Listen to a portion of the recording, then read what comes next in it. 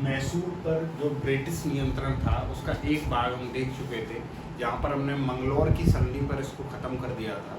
और फिर द्वितीय भाग में हमने बताया था कि टीपू का कैसे आगमन होता है 1782 में जब हैदर मारा जाता है, और 1784 में मंगलौर की जब संधि होती है तो उसके बाद टीपू का आगमन होता है। तो सबसे पहले टीपू के बारे में कुछ जानकारियाँ देखिए।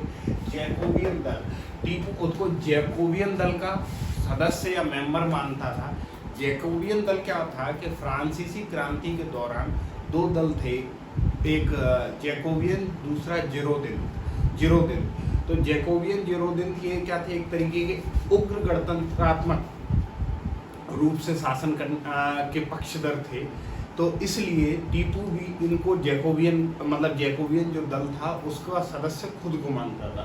हालांकि इस तरीके का क्वेश्चन वनडे एग्जाम में नहीं आएगा। फिर दूसरा, श्रीरंगपट्टम में स्वतंत्रता का बीज टीपू ने बोया। क्वेश्चन कभी कभार आ सकता है ऐसे कि श्रीरंगपट्टम में स्वतंत्रता का बीज किसके द्वारा बोया गया, तो टीपू के द्वारा। फिर अपने सैन्य संगठन, टीपू ने अपने सैन्य संगठन का जो प्रशिक्षण था वो यूरोपीय पद्धति पर रखा, जैसा कि यूरोपीय शक्तियाँ रख रही थी उसी प्रकार से। फिर सिक्का ढलाई की नई तकनीक टीपू के द्वारा इजाद की गई। उसी के साथ ये प्रथम शासक था भारत का जो आर्थिक शक्ति को सैनिक शक्ति से ज़्यादा मानता था। मतलब इसका कहना था कि अगर हमारा राज्य आर्थिक रूप से संपन्न होगा, सशक्त होगा, तो हम किसी भी जो शत्रु है उस पर जीत हासिल कर सकते हैं। इसके साथ ही यूरोपियों के समान व्यापारिक कंपनी गठित करने का प्रयास। टीपू देख रहा था कि जिस तरीके से अन्य यूरोपीय कंपनियां व्यापार, कहने का मतलब है कि व्यापारिक लाभ ले रही हैं, उसी प्रकार से यह भी ऐसी कंपनियों को गठित करना चाहता था जिससे इसको व्यापारिक लाभ मिले, और ये व्यापारिक लाभ इसके राज्य की आर्थिक स्थिति को बेहतर बनाए, और ये आर्थिक स्थिति इसकी सैन्य शक्ति को मजबूत बनाए, जिससे इस सैन्य शक्ति से बढ़ने से वे जो शत्रु हैं उनके खिलाफ विजय हासिल कर सके। ठीक है, इसी के साथ आपसी इसका थोड़ा सा एक आपको देखना होगा, ये कूटनीतिक रूप से ये कमजोर रहा। क्योंकि जहाँ एक तरफ ये जानना था कि अंग्रेज कितने शक्तिशाली होते जा रहे हैं, तो इसने क्या किया है, ये इनका राज्य था मैसूर। ये मैसूर राज्य के आसपास के जो राज्य थे, इस राज्यों से इसने कभी सहयोगात्मक संबंध नहीं बनाए। इन राज्यों से इसने कभी भी सहयोगात्मक संबंध नहीं बनाए। वही अंत में भी देखेंगे हम इसके पतन का कारण कैसे होते हैं। तो ये इसकी कूटनीतिक विफलता थी। इसी के साथ राज्यों में प्रांतों में आसक्त हुई। ठीक है, छोड़िए इसको। घुड़सवार जो सेना थी उसकी जगह इसने क्या किया, पैदल सेना गठित कर दी। घुड़सवार सेना की जगह इसने पैदल सेना गठित कर दी। तथा इन्होंने क्या किया, जो इनकी नीति आक्रामक होती थी वह अब कैसी हो गई, सुरक्षात्मक नीति हो गई।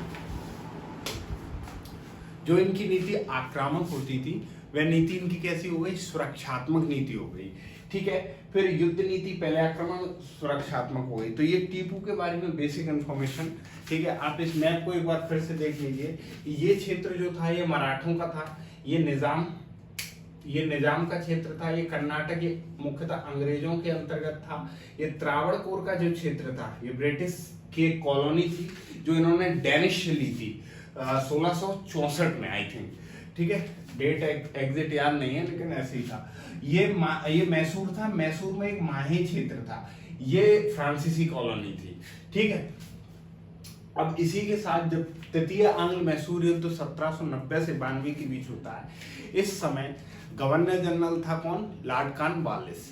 तो गवर्नर जनरल लॉर्ड कॉर्नवालिस था। तो इसने तीसरा जो आंग्ल मैसूर युद्ध है उसके कारण क्या थे, उसका सबसे पहला कारण वही जो सब शुरुआत से मैसूर और अंग्रेजों के बीच कटुता बढ़ा रहा है कि फ्रांसीसियों से इनका संबंध बढ़ता जा रहा था, फ्रांसीसियों से इसकी मित्रता। ठीक है, पहली चीज।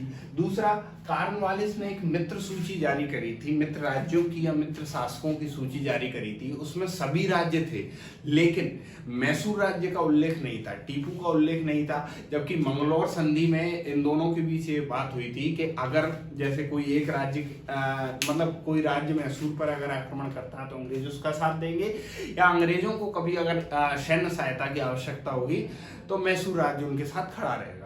लेकिन हुआ क्या, जब कॉर्नवालिस ने अपनी मित्र सूची जारी करी तो मित्र सूची में टीपू का उल्लेख नहीं था, ना मैसूर राज्य का उल्लेख था।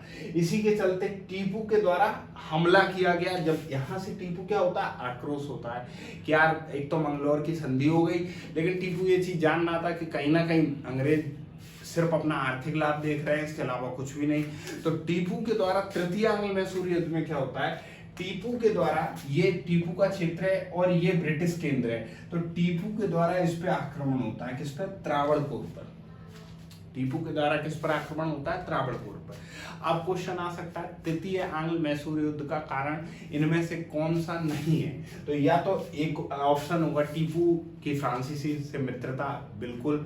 कॉर्नवालिस के द्वारा मित्र सूची में मैसूर का उल्लेख ना होना, बिल्कुल। तीसरा, टीपू के द्वारा त्रावणकोर पर हमला, ठीक है, ये तीनों इसके डायमेंशन सही होंगे, और चौथा जो भी होगा वो गलत होगा, ठीक है। फिर घटनाक्रम की बात करते हैं तो एक तरफ टीपू होता है, दूसरी तरफ अंग्रेज।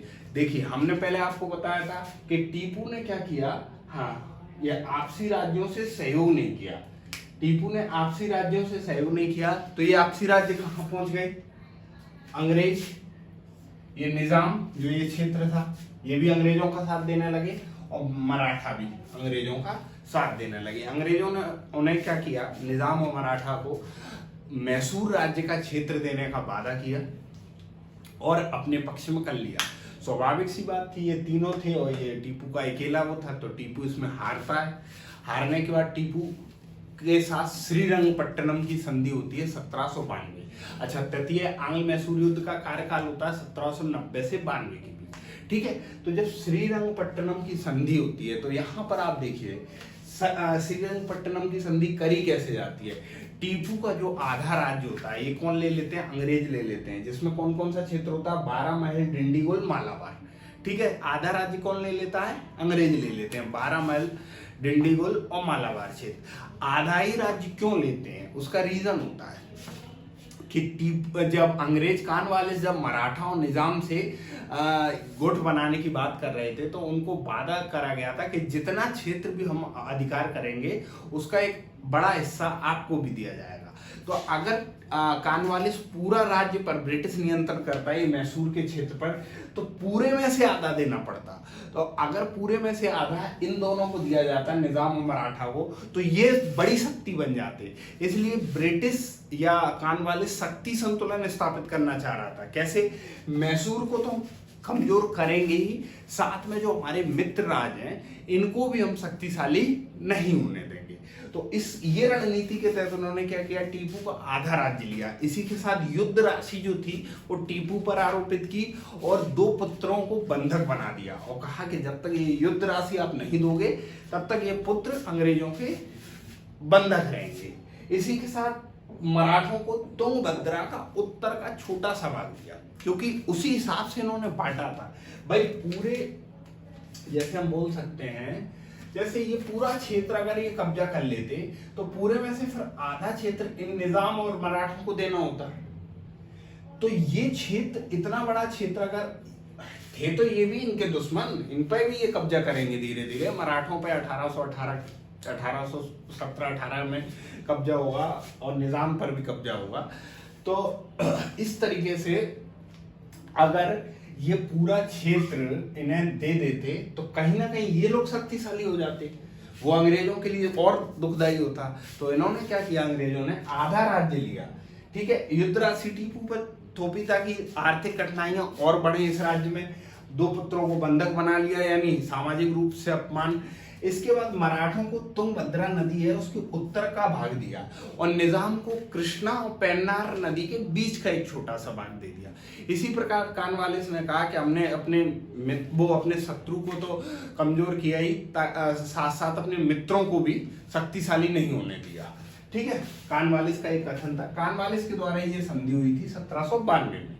इसके बाद 1799 में चतुर्थांगी मैसूर युद्ध के साथ ब्रिटिश पूर्णतः मैसूर पर नियंत्रण कर लेते हैं। इस समय क्या होता है, वही टीपू की फ्रांसीसी मित्रता, दूसरा नेपोलियन इस समय मिस्र तक आ जाता है। नेपोलियन मिस्र तक आ जाता है, उसका अगला टारगेट कहीं ना कहीं भारत की ओर होता है। ऐसा कौन मानता है, बेलेजली। बेलेजली उस समय बंगाल का गवर्नर जनरल बनकर आता है। तो बेलेजली क्या करता है, अपनी कह सकते हैं अपनी जो कंपनी है, अपना जो शासन है, उसको और शक्तिशाली बनाने के लिए सहायक संधि की मतलब बोल सकते हैं सहायक संधि की शुरुआत करता है। सहायक संधि हम बेलेजली के उसमें अलग पढ़ेंगे, ठीक है, डलहौजी का व्यक्तिगत सिद्धांत और बेलेजली की सहायक संधि, ठीक है। तो इस तरीके से यहाँ पर चतुर्थ जो आंग्ल मैसूर युद्ध होता है, इसमें बेलेजली जब टीपू पर आक्रमण कर देता है, टीपू मारा जाता है और इनके साथ 1799 में सहायक संधि होती है मैसूर के साथ। और कृष्णराज एक 2 वर्ष का वोड्यार वंशी, वही वोड्यार वंशी कौन सा, जब हमने मैसूर की शुरुआत करी थी तो वही विजयनगर साम्राज्य के विघटन के बाद वोड्यार वंशी शासक चिक्का कृष्णराज का शासन शुरू होता है। उसी का एक वित्त मंत्री नंदराज होता है, जिसका सेनापति होता है हैदर। वहां से 1761 से हैदर शासक बनता है और धीरे धीरे वो चीज हमने पहले लेक्चर में डिस्कस कर ली। तो यहाँ पर कृष्णराज 2 वर्ष का शासक गद्दी पर बैठाया गया और यहाँ से ब्रिटिश पूर्णतः नियंत्रण कर लेते हैं। और बेलेजली बोलता है कि पूर्व का स्वामी अब हमारे कदमों में। कहने का मतलब ये जो क्षेत्र था इतना बड़ा, ये पूरा क्षेत्र अब उनके कब्जे में हो जाता है। तो इस तरीके से मैसूर पर ब्रिटिश नियंत्रण का पार्ट 2 खत्म हो जाता है। आगे हम इसके बाद देखेंगे मराठों पर या पंजाब पर ब्रिटिश नियंत्रण कैसे होता है। चलिए तब तक देखते रहिए कॉन्सेप्ट बेस्ड सचिन।